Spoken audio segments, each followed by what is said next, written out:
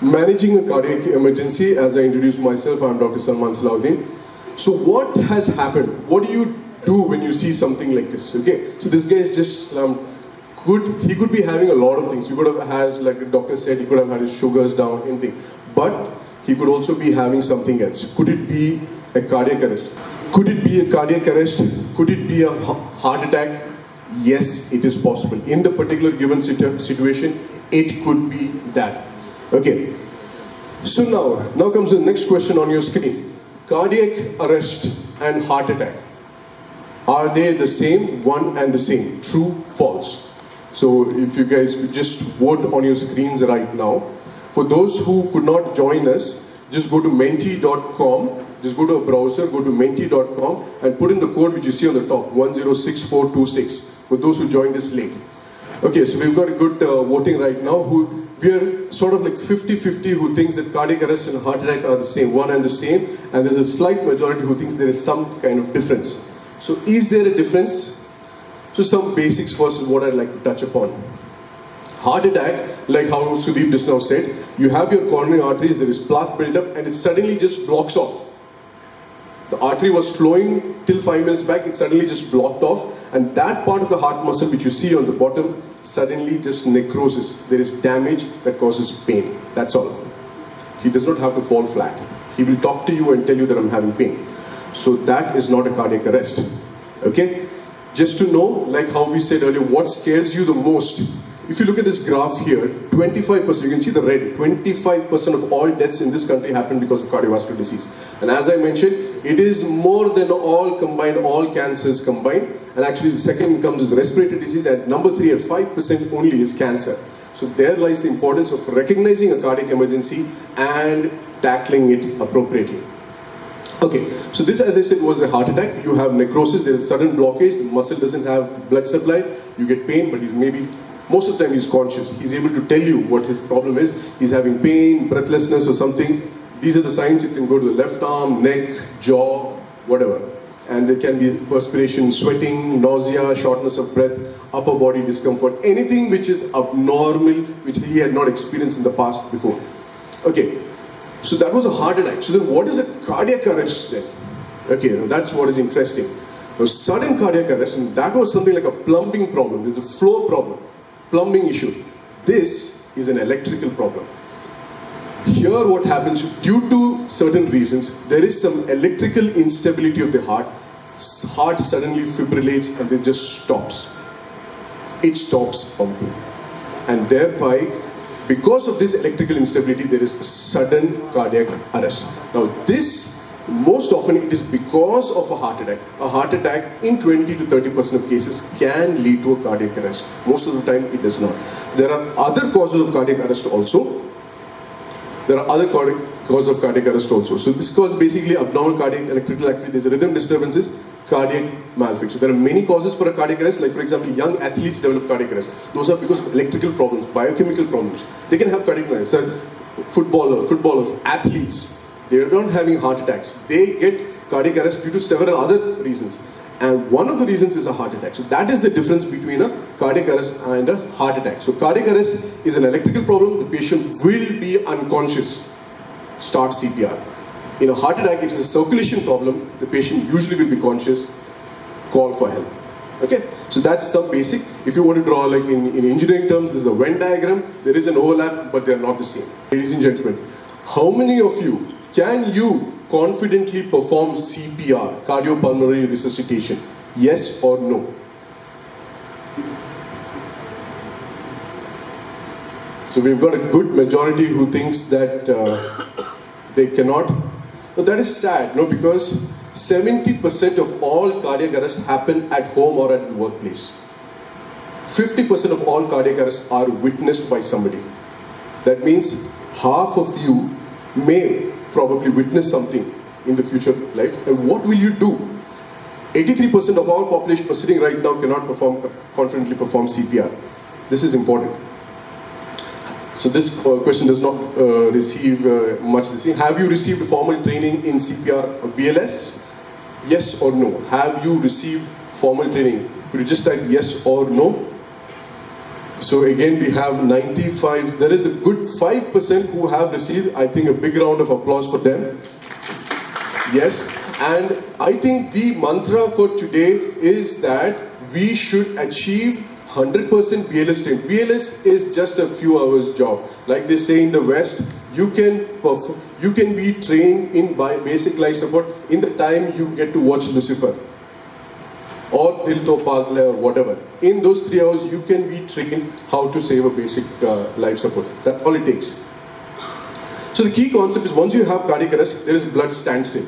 Okay, there is no heartbeat, there is no oxygen to the brain stops. CPR can keep the brain alive by pushing the blood to the brain. That's what it does, oxygenates the vital organs. That's what CPR does. You push, you're pushing blood into the brain. So you should understand, loss of blood to the brain can cause brain damage in just 4 minutes. 4 minutes, you don't do anything, look for water, look for aquafina and all that. By the time his brain is getting switched off. And within 4 minutes, his brain is going to get conked off. By 10 minutes, you've lost him. Somebody tries to call KMCT, MIMS, somebody come, by the time he's gone. You need to know what to do at that point of time. So what is CPR? Basically it's a combination of rescue breaths and chest compressions. So breathing and compressions, and that's what. So rescue breathing provides oxygen to the person's lungs, and chest compressions tries to simulate your cardiac contractions. That's what CPR does. Fact, every minute without CPR, survival rate decreases by 10%. Every minute you're going to delay, his chances of survival keeps going down by 10%. So by around 10%, that's why I said by 10 minutes, he's gone. If he's having a cardiac arrest. So in CPR, as you can see the diagram, the first diagram shows, we can have our, so in our first diagram, you can see the heart which is fully expanded. You're pushing it down, the heart is squeezed. So you're squeezing, heart pumps. Leave it, again fills. This is what we do in cardiopulmonary resuscitation.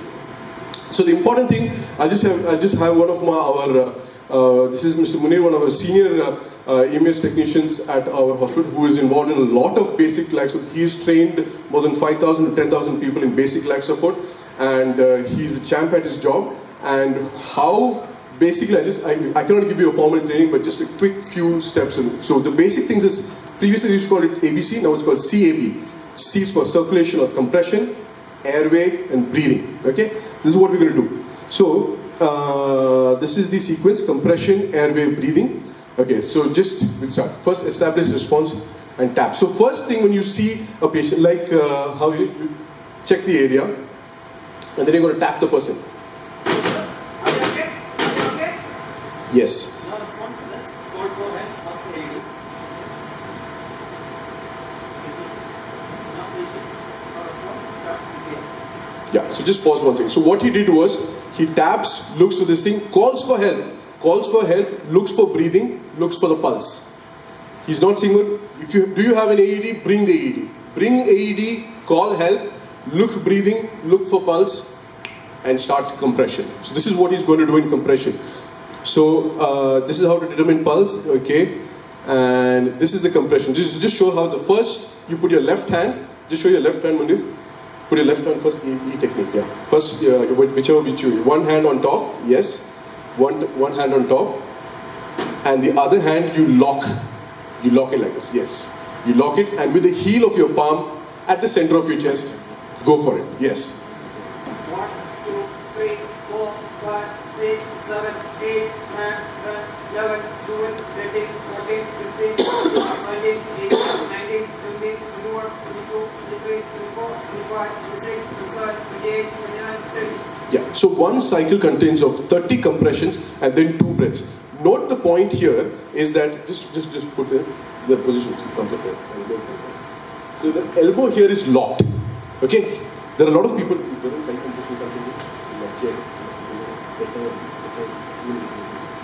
this is wrong. You're trying to push with your palm.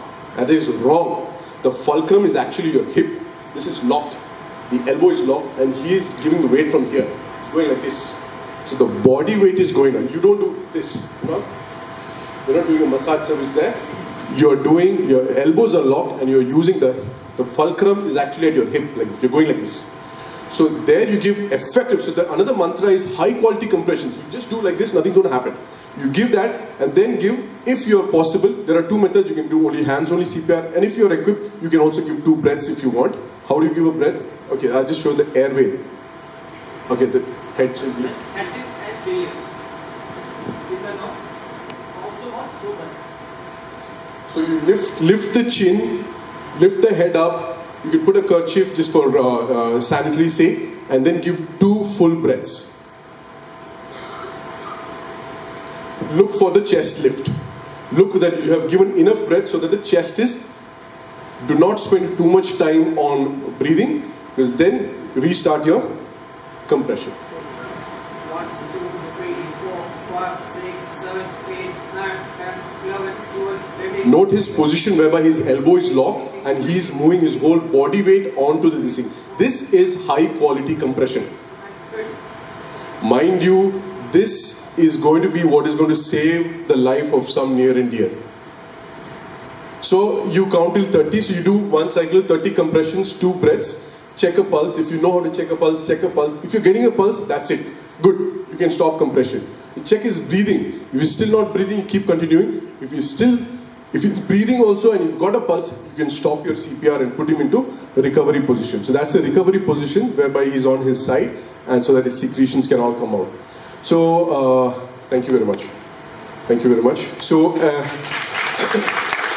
that was if you had an AED in between, okay? If you had an AED in between, what would you do? If an AED came in between, you would just strap it on. Yeah, so he's got an AED, fantastic. Yeah, so in between your compression, you suddenly just take your AED, strap it on, it shows where to put. It gives you voice prompts on what to do. Yes. So one is on above your right nipple and one is below your left nipple. So then you connect it and then it will start analyzing the rhythm. If it is analyzing heart rhythm, that's what it said. Do not touch the patient, stand clear. You have to pause CPR. Shock advised is what it said. That means the AED is recommending shock. Stay clear. Press the orange button, deliver shock. You press it and now the patient is going to get shocked.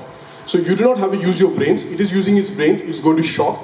Because if it is in ventricular fibrillation, like how I showed you, it's fibrillating, the only thing which it can convert is this guy, not your CPR. Else you have to take him to the hospital and then somebody will give a shock over there.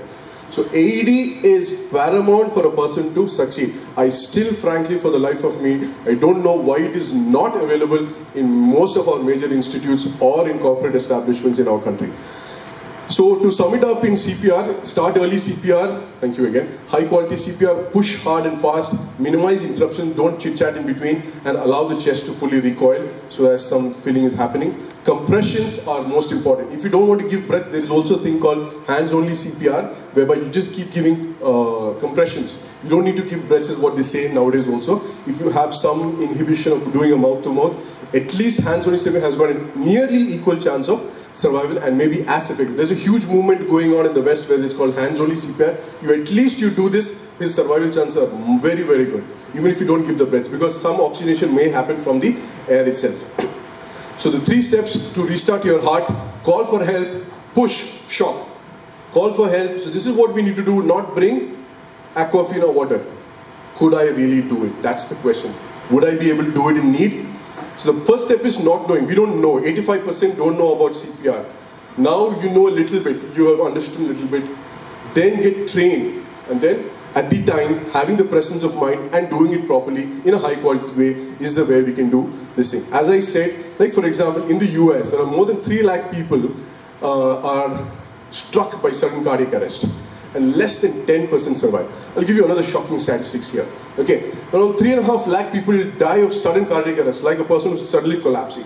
Look at this, bystander CPR is 46%. That is around 50% of these 3.5 lakhs were attended to by a person like you and me, and who did CPR at the beach, at the office, at home. 50% actually got CPR. Still only 12% survived. So that's the statistics here. Here in our country, not even a single figure percentage would be there for bystander CPR. So you can imagine our survival rates. So that's what we need to focus from a country perspective.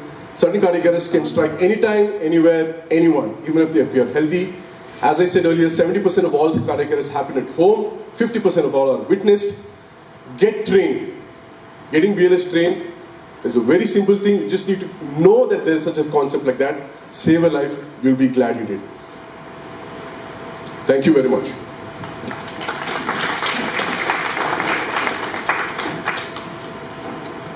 If anybody has questions, you can also put text questions on your phone. It'll come up on screen and we'll be happy to answer before our next talk. Anybody want to put a sample question on the screen? Like you can say, I am getting bored. It'll come on the screen.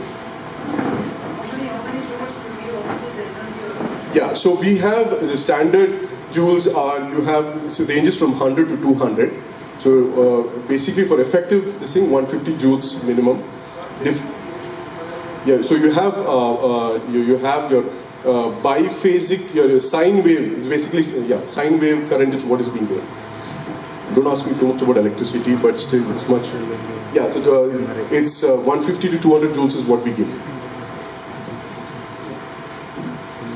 Okay, so we got some comments here. It was great, thank you. Oh, thank you very much too. If there's any questions, which are great information. What is the effect of keto diet?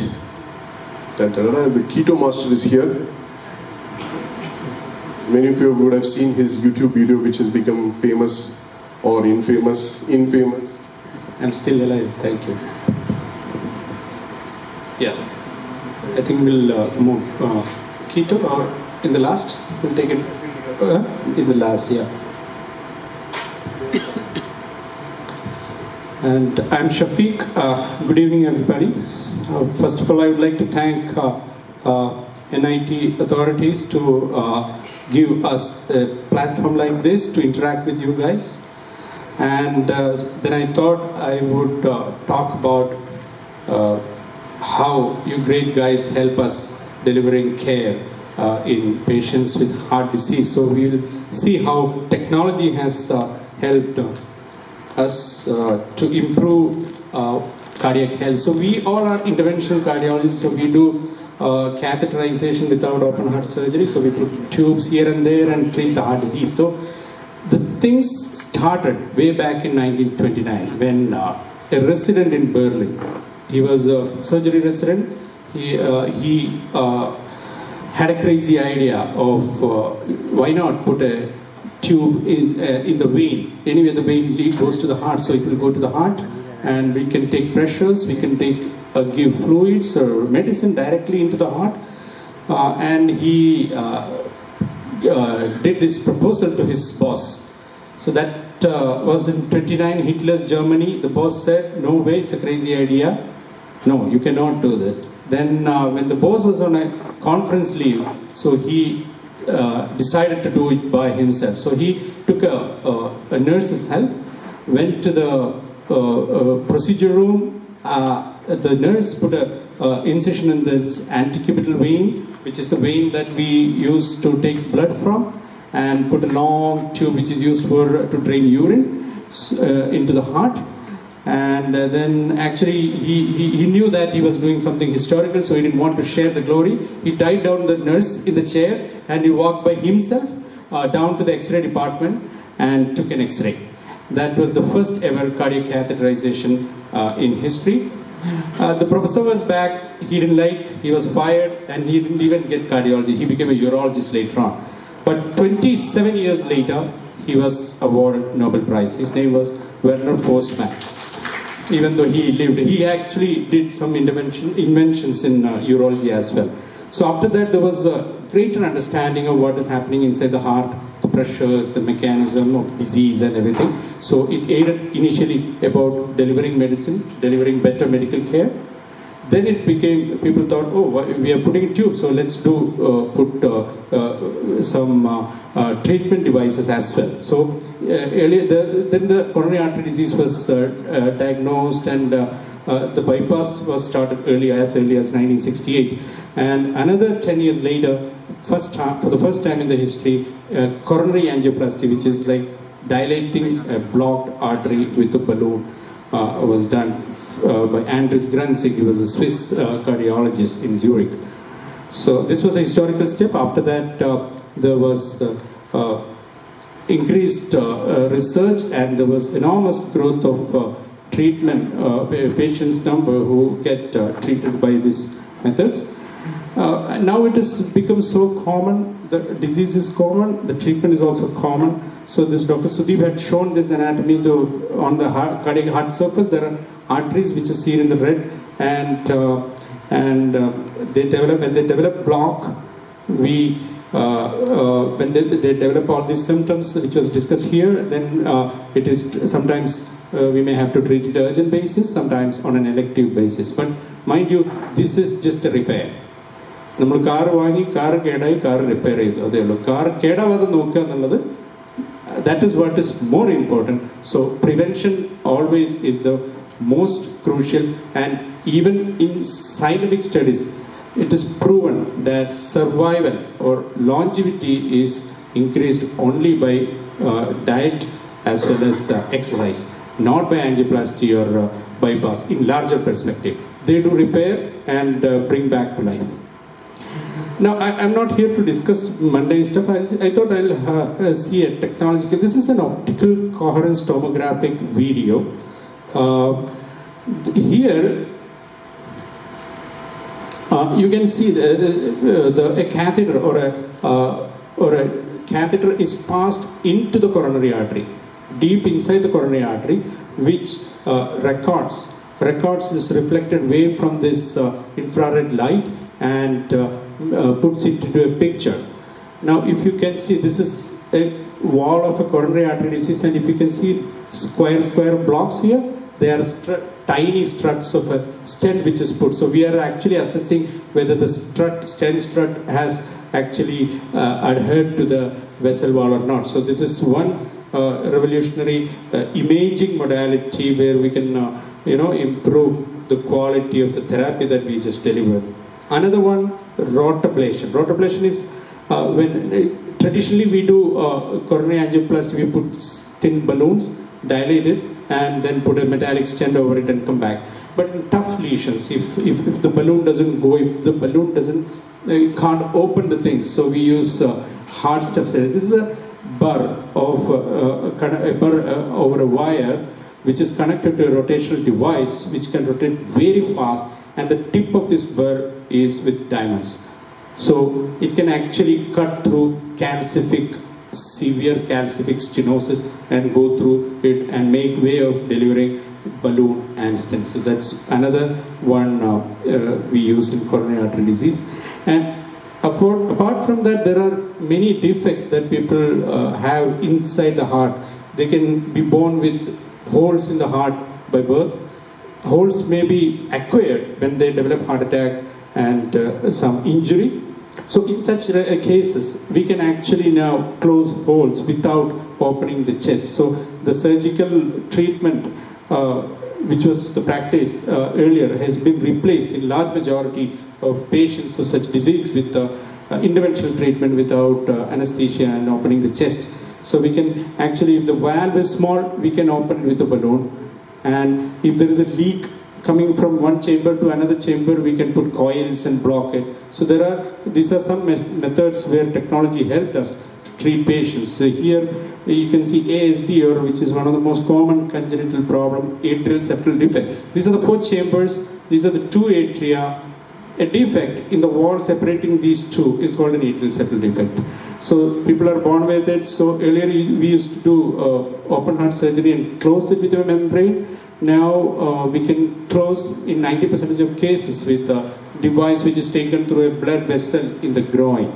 So you can see this is the principle. This is a device which is coming out of a tube. This tube is coming all the way from the groin, and it's like a plug. So there is a disc here and there is a disc here meant to be on the other side, and with a waist connecting these 2, and it kind of self-retaining and remains there. So this is the device. This is made of nitinol. It's an alloy of nickel chromium, and it has a fabric inside which when it touches blood, it clots, and it in fact prevents blood flow from one chamber to other. And there are 2 discs, and it is delivered like this. It can be collapsed into a tube, and when we push it from the groin, it opens like that. So we position at the chamber, and we do that. This is actually exactly in a patient's chamber. You can see one disc has come. This we are doing in fluoroscopy, X-ray cine, and you can see the two discs which came. One is on the other side, and this one on other side of the defect, and which will, with a waste connecting it, and then it becomes closed. And now you can see that it is taken through a cable, and we unscrew it and deliver it. Everything can be done with a local anesthesia. Patient is conscious, patient can talk to us, and in 2 days the patient is at home. Similarly, these kind of diseases, ventricular septal defect between these 2 ventricles. This is another disease where there is an abnormal connection between these 2. It's called a PDA, patent ductus. All these are closed by same principles. This is another disease, coarctation, what we call as by birth. People, kids are born with tiny aorta. This is the normal heart with an aorta or a major blood vessel coming and going like down. And they can have a constricted portion here, so the children come with high blood pressure and all. So we can actually do balloon dilatation. You can see here, this is the portion, which is this actual picture. This is a constricted portion, and it can be treated by balloon dilatation and metallic stenting. Now, this is one area where valvular heart disease is it was very common in our country because of the presence of rheumatic heart disease. You must have heard rheumatic fever, which affects the valve and damages the valve. So these valves become constricted or stenotic. They don't have the same surface area. They are supposed to open in each diastole where the blood filling happens, and it does not allow blood filling when it is diseased. So what to do? Earlier it was surgical correction. Now this is a balloon designed specifically for this, which is advanced from the right side.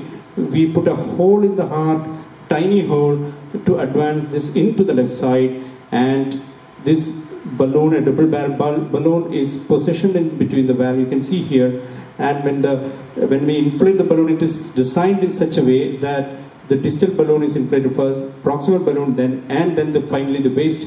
Then it will just crack the valve, which is very tight.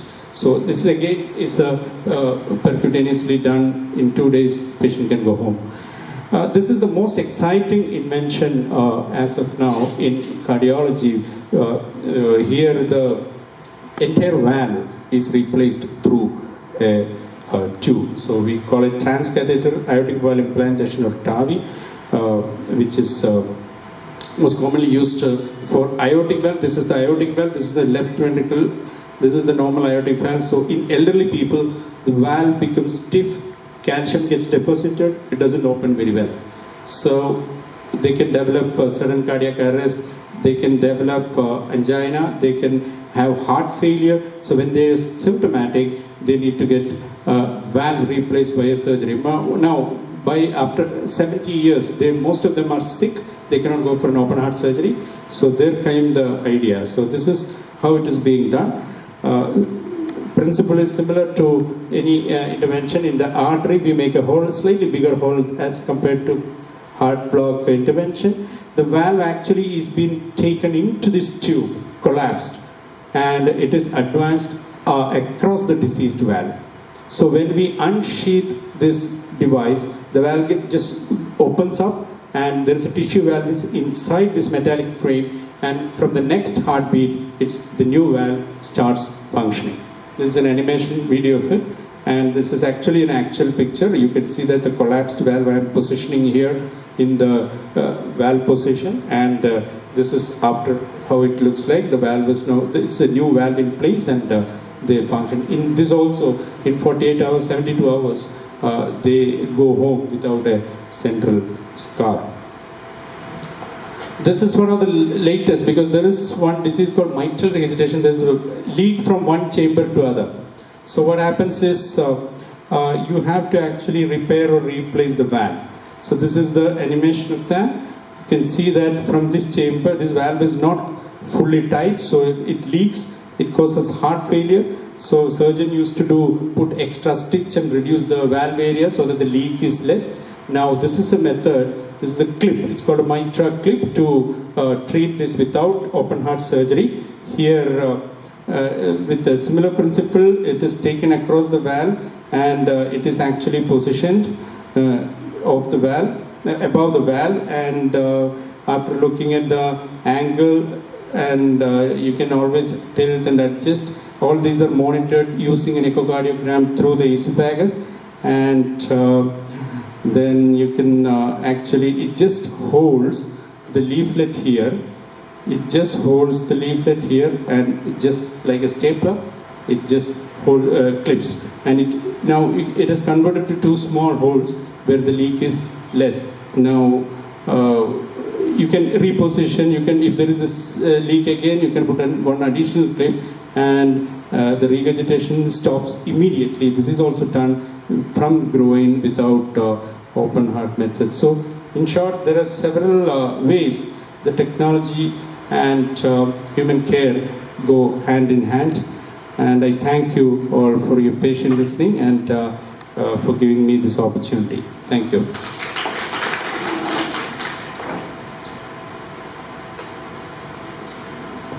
Yeah, I would like to answer some questions if there are some.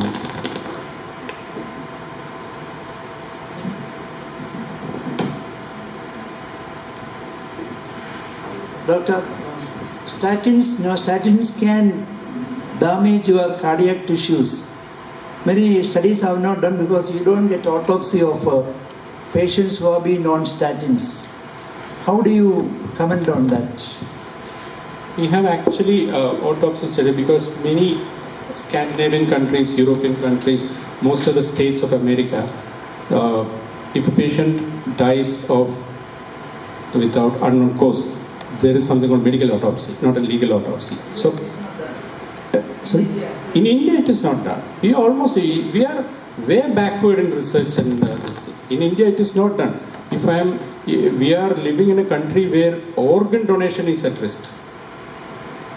Can you all believe? Organ donation, that is a cadaveric, which is one area where you actually give life. I think from NIT there are, I think you all must have heard stories about how families, are relieved by getting organ when they have their son or daughter are sick and in the deathbed. But now, because of certain heightened awareness, I should say, too much heightened awareness in society, there has been a lot of negative talks going about organ donation, which has actually reduced the number of, it is actually sad to come from an educated state like Kerala. Now, coming to your point, we don't have a research program because we don't have autopsy. The moment we say post-mortem in a dead patient, everybody becomes violent. So we have not reached that level of acceptance. And but there are autopsy studies, a lot of autopsy studies. There are regression trials. Regression trials are trials only aimed at whether or not this block regressed due to statin. There are many regression trials. Actually, statins all came after regression trials. So there is no doubt about what is the efficacy of statin. Now coming to, should everybody take statin? No, no way. The first treatment of any hyperlipidemia is lifestyle change. You change what you eat, you reduce what you eat. The amount is so important. You have to go for a diet, caloric requirement of your height, weight, and your age. Yeah, okay, we'll just go to a quick quiz. We have 5 questions for you guys to get interested. You'll be prompted on your this thing to write your name and join the quiz. Enter your name and press join. And if everybody is okay, so we've got 45 people who have joined. A lot of people are sleeping. Yes. And then if everybody is joined, we'll start our director sir is not participating in our esteemed quiz. Okay, so we'll start our first question. So whoever answers first and correct gets the correct answer. Your heart stops beating when a heart attack strikes. True or false? Your heart stops beating when a heart attack strikes. Is it true or false? You do answer on the mobile phone and your answers will come right now. And a lot of people have answered and the correct answer is false. As I said, heart attack, your heart does not stop. That is the correct answer. And the person who won in that round is Chakradar. Okay, no problem. We still can go to the next question. Answer fast to get more points. Fast and accurate. If you experience some new chest discomfort, what should you do? Take gas medication and see. Consult a doctor. Climb 2 flights of stairs to see if it is okay. Or do deep breathing exercises by Ramdev Baba. If you experience some new chest discomfort, which of the things should you do? Okay, there are some people who wants to do some breathing exercises. The correct answer is consult a doctor or take some preliminary investigation. That is the right answer. And after the second question, the leader is again Chakradar and Shafeeq. Okay, not to worry. And the next question, we have 3 more questions before we wrap it up. Who is the President of India? Ramnath Verma, Ramnath Sharma, Ramnath Kovind or Ram Gopal Verma? So, many people will get it wrong.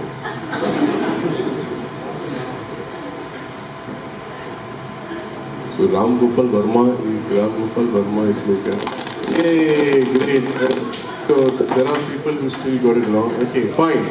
So that was the correct answer. Ramnath Kovind is the correct answer. And okay, fastest is Nala. Okay, no problem. Next question. What is a myocardial infarction? Look at your phone. What is a myocardial infarction? I didn't mention that.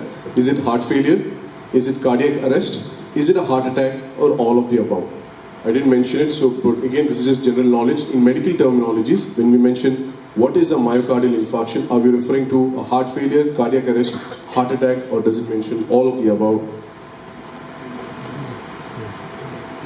So a lot of people thought it's all of the above, but the correct answer actually refers to a heart attack. The medical terminology for heart attack is called myocardial infarction. And the scoring after that question comes to Shafeeq is the fastest over here. And I think the last question probably. TAVI or TAVR, which Dr. Shafeeq mentioned, is used for which condition? TAVR is used for aortic stenosis, aortic leakage, mitral stenosis, mitral leakage. It is a tough question, but he did mention it. It is used as a non-surgical option to treat some valve condition. Which is it? Aortic stenosis, aortic leakage, or mitral stenosis or mitral leakage? The answer is actually aortic stenosis, which is the narrowing of the aortic valve. That is the correct answer. And let's see. Okay, a lot of friends, Anwar and Linish only got this answer.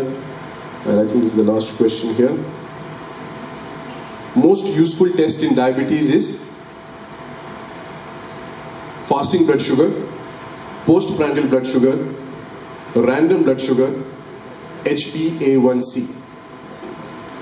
Fasting sugar, PPBS, that is after food, a random blood sugar, or HbA1c, which is glycosylated hemoglobin. I don't know if anybody's heard of that.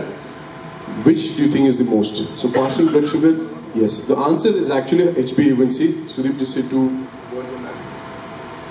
HbA1c is actually an average of blood sugar over the previous 4 months. So that shows a diabetic control, because once you go to the doctor, you feel like controlling your sugar, and you can have a fasting blood sugar which is normal. My grandmother used to do all the time. Now once HbA1c's come out, it's not possible to do that. People, doctors will know you can't do it.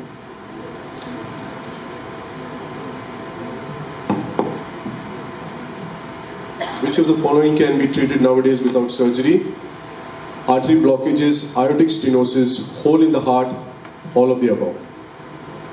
Artery blockages, aortic stenosis, hole in the heart, all of the above. It's a very easy peasy question for you to get some extra bonus points. Which can be treated today without surgery? Yes. So there are still people who think that some may not be treatable, but the answer is actually all of the above. And we'll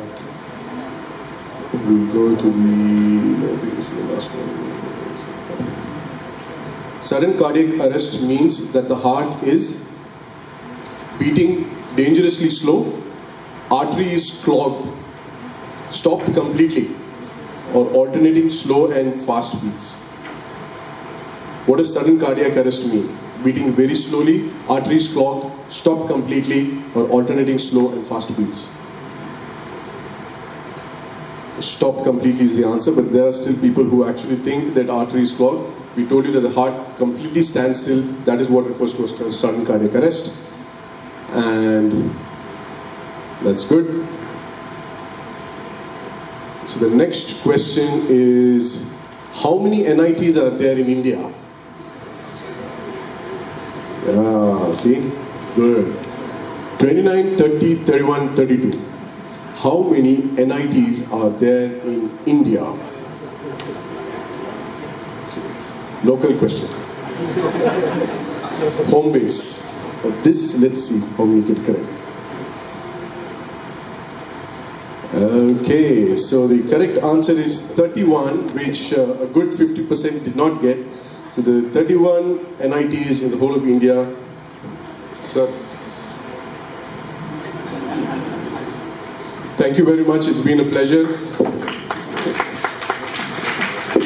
Okay, I'll just announce the winner for this thing. The winner is getting calculated. It's a complex, computerized, algorithmic calculation, highly accurate. And the answer is Anju with 5245 points. I think we'll invite Anju onto stage. Director sir can give one small gift to our first prize winner. Okay, we'll invite. It's a small token. It's a coupon which entitles Miss Anju to a complete cardiology checkup to see if she's got any problems.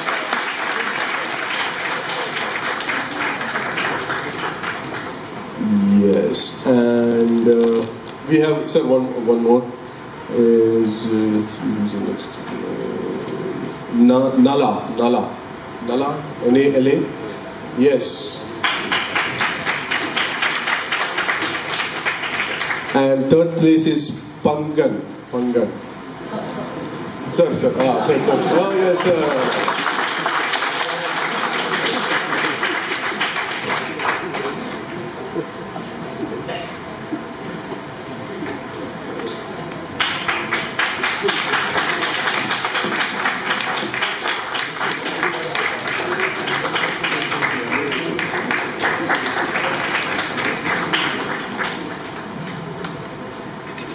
Thank you very much, ladies and gentlemen. It's been a real pleasure interacting with you all. So on behalf of all the faculty from Aster MIMS Cardiology, we extend a very warm gratitude to all the faculty, Director Sir, Registrar and Dean Sir of this institute, and all of you who gathered here to listen to our interaction. Hope some of it struck home and had some take-home messages for you to take home back today. Thank you very much.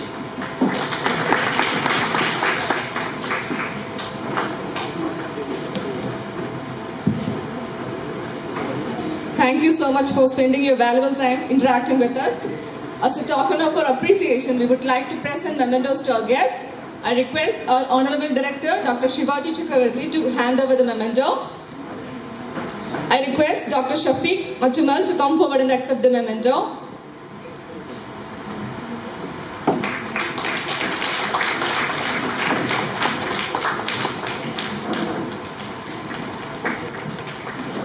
Thank you, sir. I request Dr. Salman Salahudheen to come forward and accept the memento.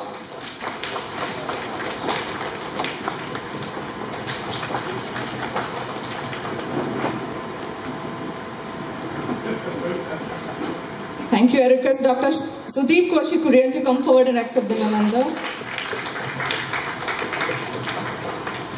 She is the only person who can scare his wife. Thank you, sir. Next, I invite Dr. Fiaz to come forward and accept the memento.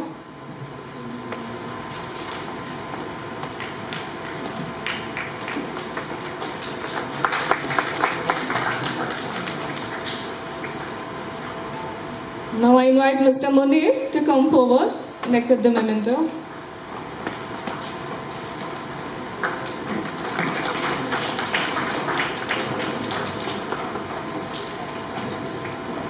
Thank you, sir. Thank you, Director. Now I invite Dr. H.D. Madhukumar, Dean Students Welfare, to propose vote of thanks.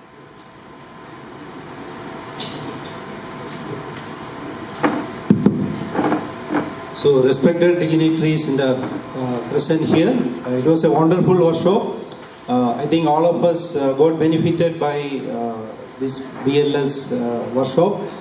So, on behalf of the institute, I thank the entire cardiology team, cardiology department of Aster MIMS for coming over here and conducting this workshop for the benefit of the faculty and staff and students of this institute. So let me say their names once again. So we had the CEO of Aster MIMS, Dr. Sandy Sargent, who are present here, and Dr.Shafeeq Matumal, head of the department cardiology, Dr. Salman Salahudheen, and Dr.Sudeep Koshy K. So on behalf of all of us, I once again thank for them for coming over here and spending their valuable time. So they are very busy cardiologists. Actually, the HOD, Dr. Shafeeq, was attending a case, I think at least almost 45 minutes back. So he's coming from the operation theatre. So we respect our heartfelt thanks to the entire MIMS team for coming over here and conducting this workshop. We will have many such BLS training programs soon. I think the team from health center is planning many such BLS certifications or BLS programs in near future. And I formally thank our director, Professor Shivaji Chakravarti, and our registrar for giving full support for conducting this program. So I thank all the audience, all my faculty, colleagues, other students, research scholars, all who have come here and attended this program. And last but not least, our sincere thanks to the volunteers who were helping us in organizing this program. Thank you.